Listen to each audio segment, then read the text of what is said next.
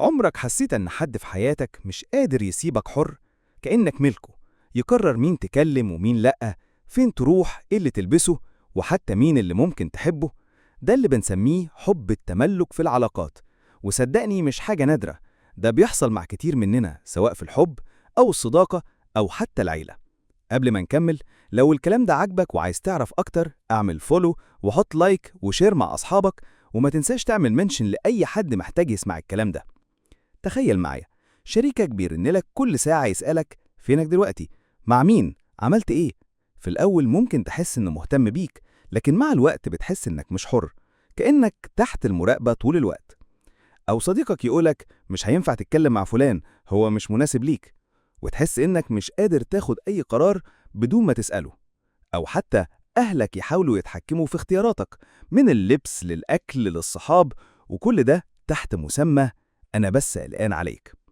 وده ساعات بيكون جاي من الخوف من فقدانك، أو قلة الثقة بالنفس، أو حتى تجارب سابقة خلتهم يحسوا إن الحب لازم يمشي مع السيطرة. ساعات التحكم ده بيظهر في الشغل كمان، حد بيحاول يفرض رأيه عليك في كل حاجة ويقنعك إنه بس عايز يساعدك، وإنت بتحس إنك مش مسموح لك تختار بحرية. تعال ندي مثال من الحب.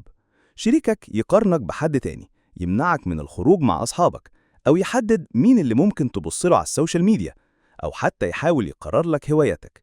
ساعات بيجي الكلام ده كاهتمام أو غيرة، بس الحقيقة إنه تحكم وسيطرة مش حب. لو حسيت إن الكلام ده لمس جزء منك، تقدر تبدأ تحط حدودك، تقول ده مش مقبول بالنسبة لي من غير خوف، وتحمي نفسك. الحب الحقيقي مش سيطرة، الحب الحقيقي احترام وحرية وثقة. العلاقة الصحية بتخليك حر مش مقيد، وبتديك ثقة بنفسك وحرية الاختيار. تخيل كمان موقف، حد بيقارن لك كل قرار تاخده بالآخرين، كل خطوة ليك ليها وقي، وده يخلي حياتك كلها متوترة. لو عرفت تحط حدودك وتتكلم بصراحة، هتحس براحة كبيرة، وهتحس كمان إن العلاقة حقيقية، مبنية على احترام ومودة، مش على تحكم وسيطرة. وفي الآخر تذكر إن التحكم وحب التملك مش دليل حب. الحب الحقيقي بيعني احترام الحرية والثقة والدعم المتبادل. لو حسيت بالكلام ده، اعمل فولو وحط لايك وشير مع أصحابك، وما تنساش تعمل منشن لأي حد محتاج يسمع الكلام ده.